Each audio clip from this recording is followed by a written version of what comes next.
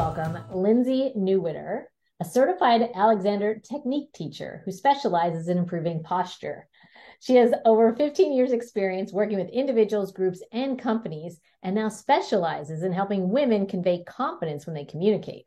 Her tips have been on Good Morning America, CBS Radio, and featured in the New York Times and Vogue. Lindsay discovered the Alexander Technique in her early 20s while dealing with the repercussions of scoliosis and having spent 5 years wearing a back brace as an adolescent. The results of what she learned were life-changing, and she now enjoys imparting what's helped her so much to others. She is the mom of 2 teenage girls, and after 20 years in New York City, has recently relocated to Montreal. Welcome, Lindsay. Hi. Thanks for having me, Maggie. My pleasure. I can't wait to get the help that, all this imparting wisdom. Like I said, I've been anticipating the interview, thinking about my posture all day. So let's jump right in. How can posture help us convey confidence when communicating? I love that. I'd love to hear more. Well, I guess I could start by saying what people come to me with, and then how we solve that. So they're kind of 2 different things. Like there are people who are they get nervous or kind of choked up, let's say when they have to talk in a meeting or talk in front of a group, or it might even just be kind of casual conversation where it's like all eyes are on you. And so there's that where there might be a bit of nervousness, like people say I choke, or like my breathing gets kind of out of sync, or I feel like I don't have enough air.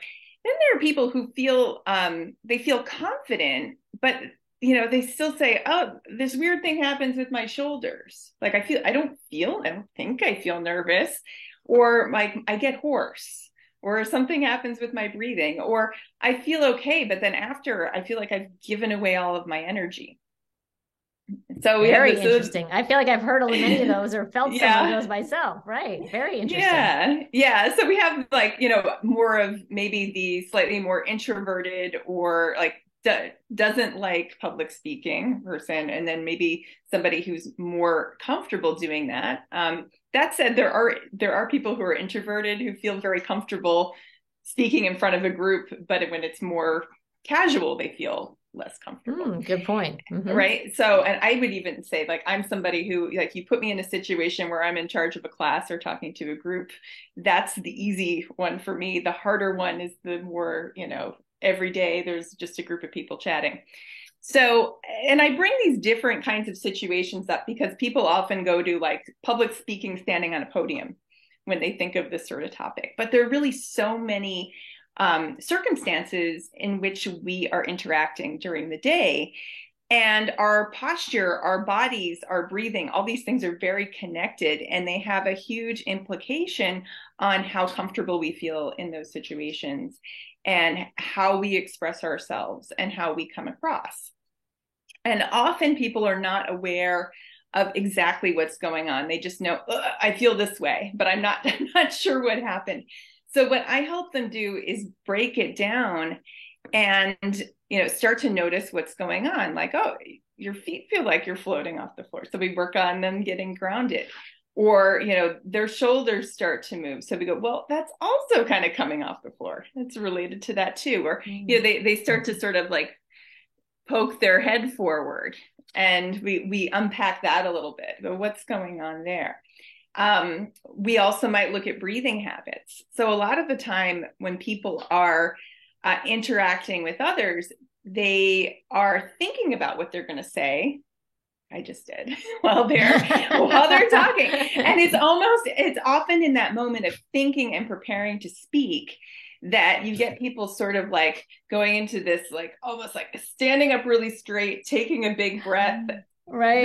And going beyond straight, overcorrecting, leaning back. It's like, and now I'm going to talk, and I don't have any air because I'm not letting it out. I'm holding it all in. It was all up in my chest. I've got no breath support. And you can probably hear my voice starts to then fry out. Right. Right. Or they just say too much on one breath. Yeah. And then they run out of air and it slowly trails. Yeah. And like I said, we've all been in situations, I feel like, at least I can speak for myself, where I've experienced that. And like you said, just notice what's going on to start.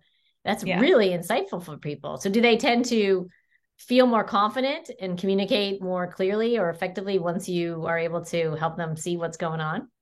Yeah, when people slow down and they really start to sense their bodies, it's almost like they feel like they have time, they have space, they have time to, you know, think about what they're going to say, get it out, not rush. And it's often that sense of rushing and almost like, oh God, it's me. And I got to say this before, before I'm interrupted, or to make sure I get the whole idea out in time. And it's like, well, in time or I for don't what? forget what I'm trying to say, or I make sure I don't miss a point. That's true. That's another one, forgetting. Yeah, trying to hold on to what you're thinking. Right, grasping it so hard, Yeah. that it falls away. I So have this have one. you? Go ahead. Yeah, go ahead. I was just gonna say I have this one woman who I'm working with who, she says, just being aware of my feet during a meeting, it just puts me in a completely different place in my body where I just feel so much more comfortable. And it's there, there's some practice with that and like what that means physically to you. But sometimes like there are just really simple cues that bring people into the present moment with their body, so they're not getting into sort of posture and breathing pattern that's like a runaway train. Right. Yeah. I mean, Like I that think little when pause. we're preparing for this Yeah. interview, doing our kind of pre-interview, you said, yeah, just having your feet on the floor can ground you and then help you feel more confident or just even be more present, like you're saying, and able to think clearly. And since you said that, I've been noticing chairs I can sit in where my feet touch the floor and where they don't. And I did make sure for our interview today, I'm in a chair where my feet hit the floor. And That's it does great. feel different. And I think, well, I imagine we're probably going to get to the topic of furniture later, but that's a really important one. Do your feet touch the floor in your chair? And I don't know how many people, particularly women I've worked with, who their feet aren't on the floor. And, I say, well, if you want to work with me, you got to change that, because we could do like a lot of great stuff. And, but then if you sit on that chair and you're not grounded, it's going to be really hard for you. It's not going to, right. Yeah. It's like your foundation. You can't build the house without the foundation. Well, tell me more. You've shared some good common posture issues that you've heard. A lot of people are working at desks and computers all day. We still have a lot of that knowledge worker type thing. What types of issues, do you see from a posture standpoint for that typical, worker? Yeah. So a lot of people, they're sitting at the computer all day. If they're, using their smartphone a lot, if they're stressed, if they're rushing around, that can result in something that's often called head forward posture. It's sometimes called tech neck or text neck, related to well, that's a new one I hadn't technology. learned. Yeah. Okay. The thing about that is, it's not just head forward posture. It's kind of like the neck goes forward and the head goes forward with it. And the head might not even really be going forward. It might be going back at the same time. And it's like, whoa, now I'm getting kind of complicated. But what I'm getting at here, and I'll take everybody through a brief exercise in a moment, if you would like, that will help you understand this a little. But often, like the thing that we think we're doing that's making the posture bad, it's like we don't perceive what the movement actually is. And we might think that we might not even realize that it's our head that's throwing our posture off. So that might even be one step too far. A lot of people don't realize the way that they're using their head, their eyes, is what really initiates poor posture a lot of the time. Wow. The head weighs about 10 to 12 pounds. And so wherever the weight of your head is going is going to have a big impact on the rest of your body. So, if I asked most people, I could ask you, like, when you think of poor posture, what part of the body comes to mind? I always think of the back. That's what the back, or back or shoulders, something with this, like yeah, exactly, right. Slouching. So, I think of slouching. Slouching, exactly, and that's what most people think of. So I'm, demonstrating, and slouching. We think of the shoulders go forward, and then what's the way most people fix that? They put the shoulders back. Yeah, they put the shoulders back, and then like, can you stay there with the shoulders, holding the shoulders back, kind of thing? And the answer is usually no. And then they go back to punching forward. Right. And they think that that's the way you fix it. And that if they can't do that, well, they're just bad at it or something, or maybe their poor posture is genetic. But actually, the problem is the approach. It's not the person. Nice to hear. I'm glad I'm not the problem. It's the approach, darn it. So if you've been doing that, then and it's not working, that's normal that it wouldn't work, and that it wouldn't be something that sticks.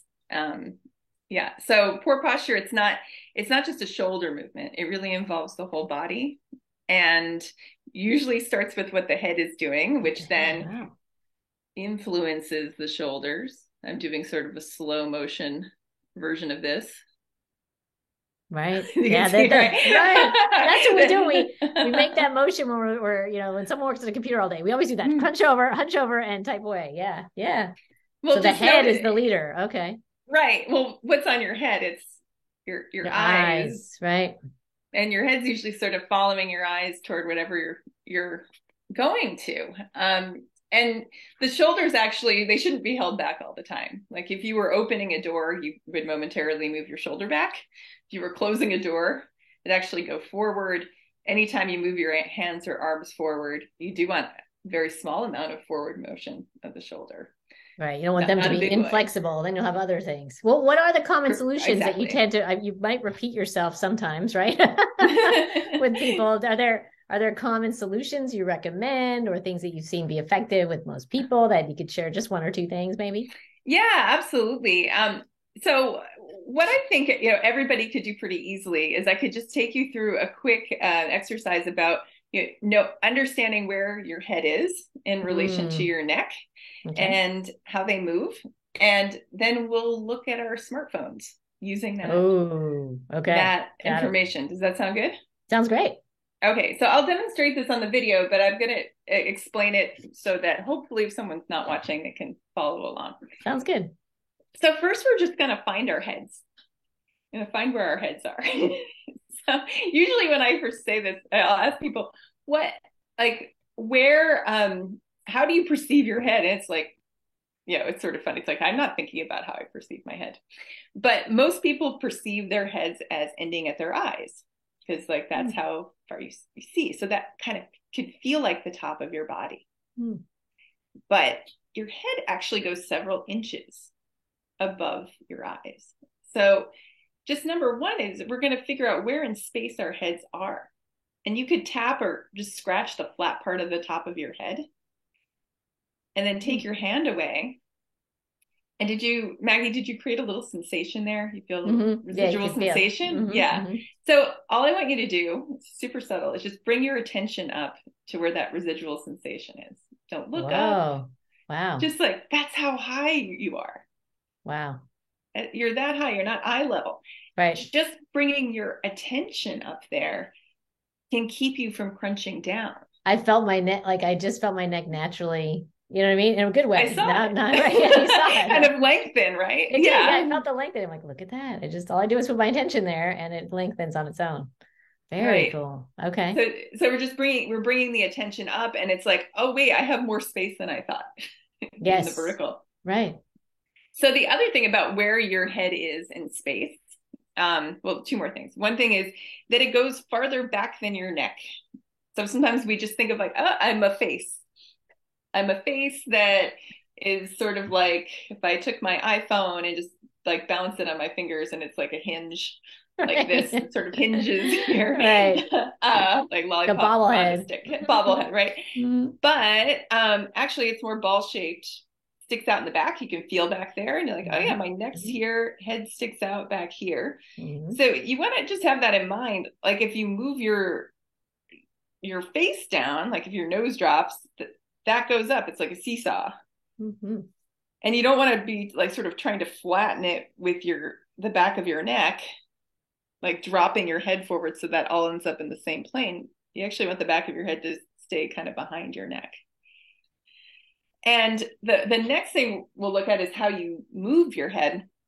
So again, this is one of those things people never think about. I never thought about it till it was pointed out to me, but it's where does your head meet your neck? How high does your spine go? And when I was first asked this question, and this is pointed out to me, I was like, I just assumed that my neck in the back, it just ended where my chin was, and that would be like kind of the place I'd move my head from. Can you see what I'm doing, Meg? Yeah. Yeah, and I can that see might it. feel kind of familiar, right? Yeah, like you do. You think that because you're only looking out from here to the front, so you think, yeah, it stops right there. Mm-hmm.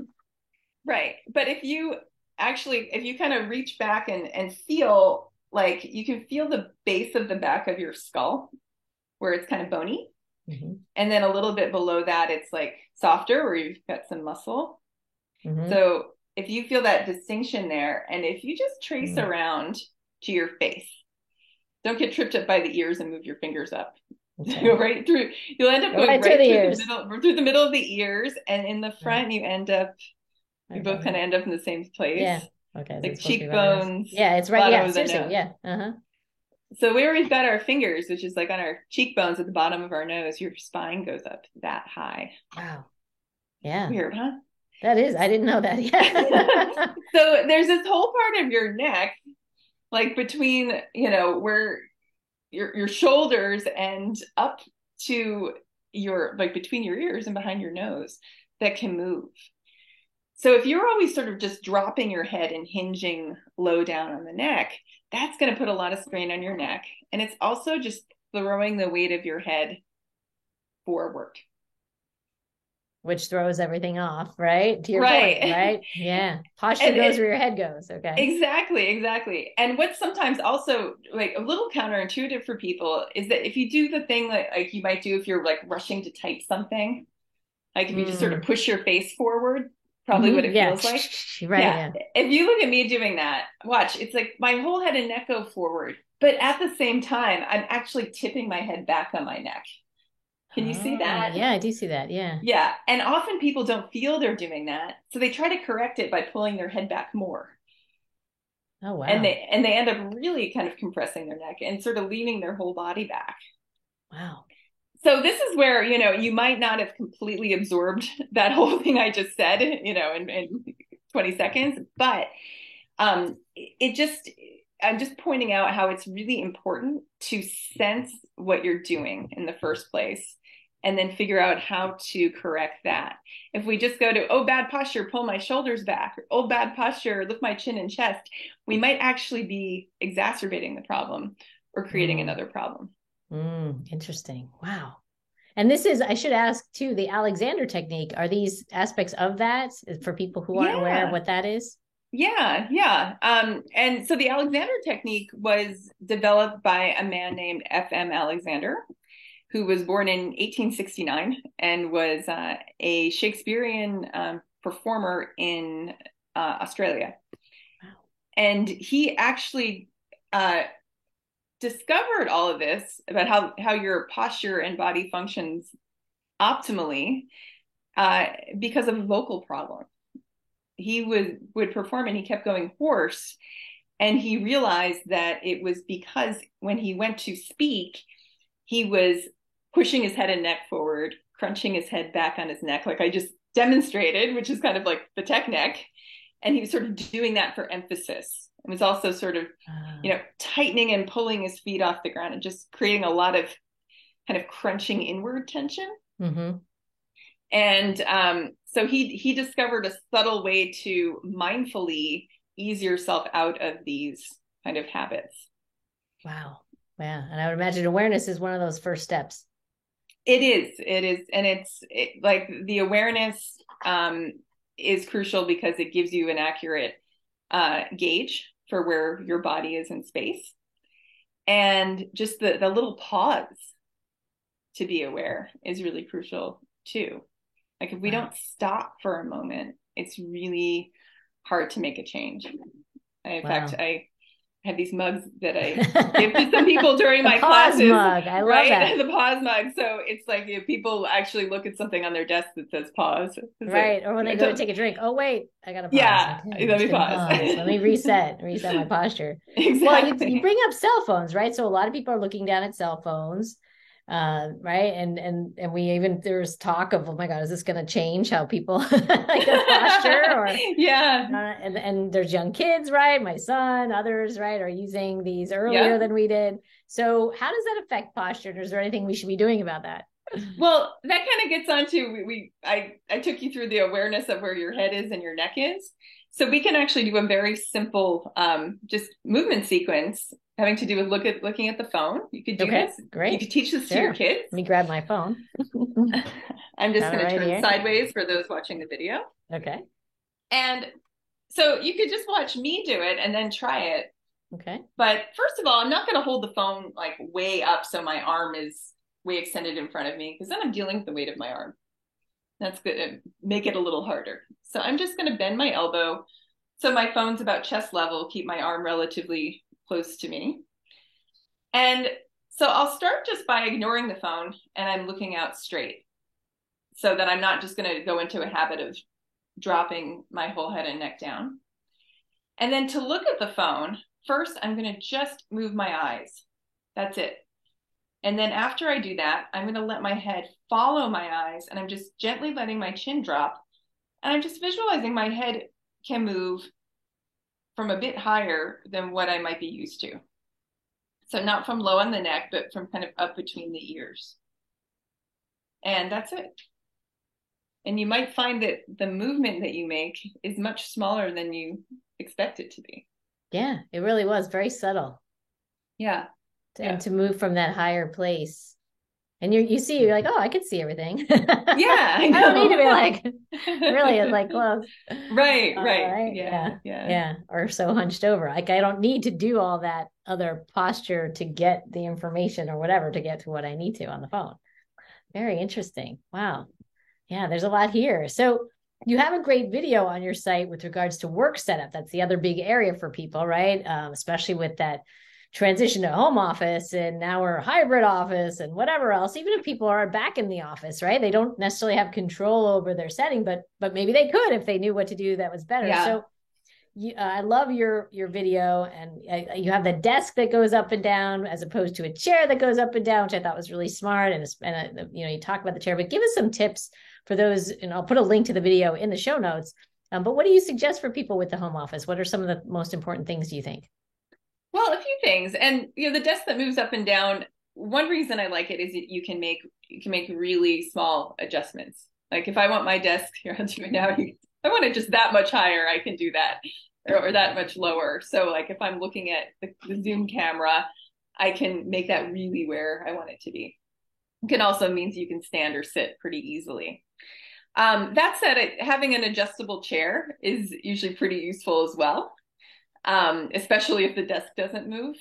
And one thing that, particularly in home offices, sometimes in offices too, you want to look at is if you're using a laptop, that if you're, at the desk in one place for a long time, that you get something to raise up that laptop, get a separate keyboard and a separate mouse so that you're not, looking down at the screen or reaching up to type.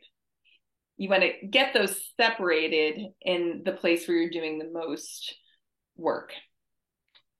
That makes sense? Yeah, absolutely. In fact, that's one of the things that I did do for myself, because I was having shoulder issues and et cetera. Yeah. Because I really just looked at that, and I love it now. I love working with the keyboard lower. I got I didn't get the desk that moves up and down, but I do have a stand for my computer, for my laptop. Mm-hmm. Yeah, it really makes, like, I just prefer it now. It's just so much more comfortable than trying to adjust to the screen, where I don't even like to type on a flat surface the same way I used to for so many years. It's really helpful. Right.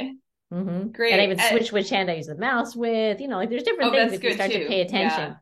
Yeah, to just use it properly. I was putting my elbow out to use the mouse because I don't know if you remember, but some computers had that crazy little dot in the middle of the keyboard. Oh yeah, that was your mouse. That little nub. Oh yes, that's going back a few years. It's a funny thing. Yeah, I remember that. But it did. It kind of got me with the elbow out, which is not helpful at all. Yeah, so it's interesting. But the good news is I was able to get everything back in order. Acupuncture helped. I'm sure the Alexander technique would have helped too had I been using that. But it was nice to kind of get things back to center. Well, actually, you bring up I'm glad you brought up the acupuncture helped, because there's a good connection between things that are therapeutic and Alexander technique, which can have therapeutic effects. But what it does is, what I found, if I've gone to do something relaxing, or gone for acupuncture, that when I leave and I feel better, I know how to maintain that feeling, because I'm aware of my habits. And like, I sit at my desk and I'm aware of how not to collapse at my desk. So it's like, I feel better from that. How can I can integrate that into what I'm doing? It's not just something I went and did. That's a great idea. Yeah, that awareness again. Our bodies are so smart, really. Yeah, Really they are. great. And I think that sometimes people don't give them credit for how much we can actually retrain them to do things that just seem like automatic. Right. But there's so much that we can retrain. That's great. That's good to hear. There's something I wanted to mention about the Please. desk, which is also something that you brought up earlier, which is your feet touching the floor, right? And that making sure that your chair is the right size is really important. Or if it's not the right size, you can't get another one, to just make some adjustments. So you could adjust the chair itself, but let's say the seat pan where you're sitting on is way too deep and you can't adjust that. You could put a pillow or cushion behind your back so that you can move forward and still have something you could lean back on. I also find that there are seat cushions called wedge cushions you can put on the seat, and it sort of rocks you a little bit forward so you get more weight on your feet. So for somebody who likes to really kind of like sit up close to their work, that is often really helpful, because it will help them feel more supported without sort of, like trying to hold themselves up. You get more support from their feet on the ground, because it's like using gravity to make you go a little bit more forward. Right. Some people are sliders. They sort of like slide down the back. I think I'm a slider. If you tend to be a slider, then that might not be the best solution for you. What might work is just making sure you're all the way back in the seat, put a cushion behind you if you need it. Sometimes a couch cushion, I think, can be even better than one of those ones you strap to the chair.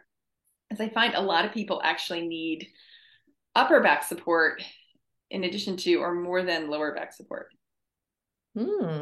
And most of the ones that you get like from an office supply store are like just lower back. Lower back, yeah. Yeah. Okay. So two last questions. Kids in gaming. That's a big thing too. And of course I have one, so I thought, why not ask? And I know you've had two teenage daughters. So did you teach them good posture early, or how did you do that? Or what do you recommend? Well, I've done a little work with my oldest daughter. She's a singer, and she's actually come to me for it because she realizes it helps her sing. All the way back to Alexander, right? What a full circle. That's so cool. But they'll both ask me questions sometimes, and what I do is I don't push it, but I might make suggestions or wait for them to ask me questions. And I think as a parent, a lot of people might not have the tools to, like, they say sit up straight, but they don't know necessarily what that might entail. So the kid just sort of, does pull the shoulders back, and then the parent walks away and they slouch again. So some simple things you could do are, you could suggest the kids sit back in their chair, or if they're on the couch, sit back, like stick a pillow behind them, help them be more supported. If they're using a screen, look at where the screen is. I mean, I remember seeing my younger daughter one time, like sitting at a table with a tablet on the table, and she's just like dropping her head down. So I didn't say anything. I just took a stack of books, put it on the table, put the tablet on top of the books, and she continued. You also might want to look at their seating, like if they're sitting at a desk or they're sitting at a kitchen table, do their feet touch the floor? If they don't, you could put something behind their back to move them up on the seat, or a footrest for kids, for anybody. I think I didn't mention that before. Footrests can help. You can have makeshift footrests. You could grab a box or something, put it under their feet. So just these little things where you might just be giving them a quick, cue where you're not expecting them to hold something up or to like do that shoulder movement, it can be really helpful. You could practice what I showed you with the phone, how moving the head, right. and demonstrate that, see if they'll follow.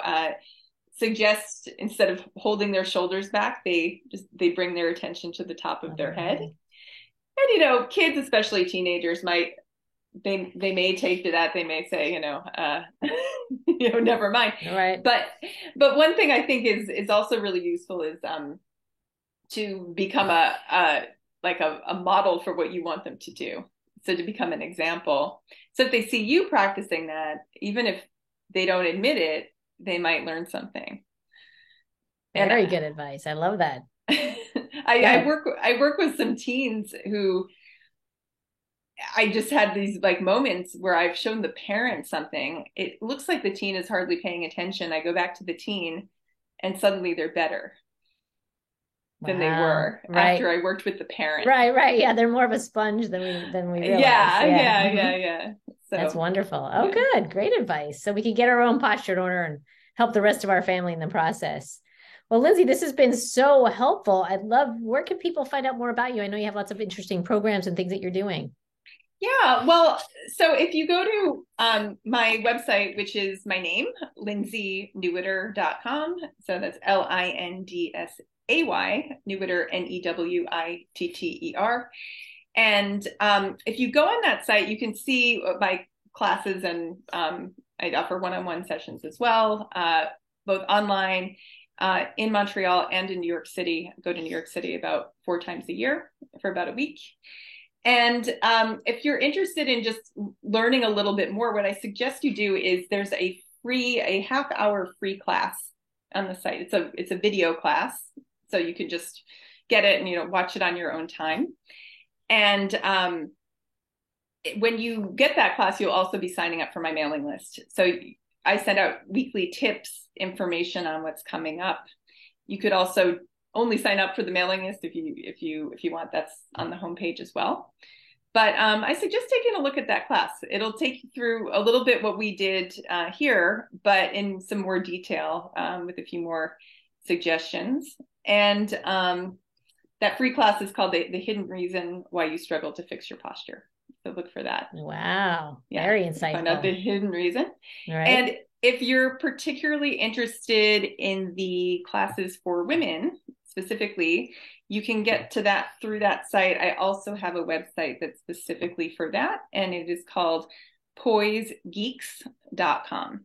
So POISEGEEKS.com. And that is just for the classes and courses for women relating to interaction and communication. What we were talking about. Are they online or in person? They are online. Those are online. Very good. Great. Yeah. Available to everybody then. Very good. Yeah. Well, Lindsay, thank you for being our Poise Geek this month on the podcast and in the video. I feel more relaxed and ready to, get back to work. I think that's another benefit of good posture, right? Is you have the energy to keep going as opposed to feeling exhausted at the end of the day. Exactly. Yeah. Well, I learned a lot. Thank you so much for sharing your time. I appreciate it. Great. Okay. Thank you, Maggie.